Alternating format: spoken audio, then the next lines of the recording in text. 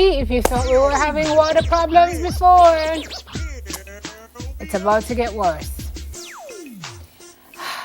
Apparently, we're faced with the impact, or being faced with the impact of dry conditions. The NWC is moving to impose water restrictions in all areas served by drought-affected supply systems. This will take effect on the 9th of July. Today is Thursday, which is Thursday, and remain in force until further notice. Here's what that means. It means that if you are caught watering your garden, your lawn, your grounds, or your farm,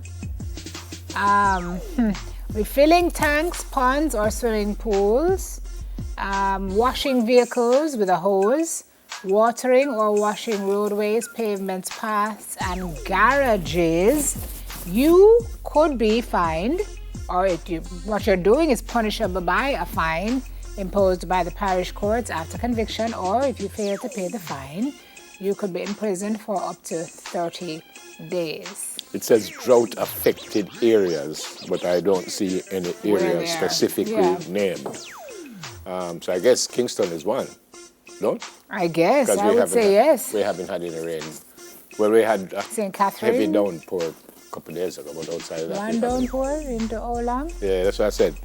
So I guess we will know where these areas are, because it said drought-affected areas. Closer to the time, I suspect. But NWC, we would need to know that, like, ASAP.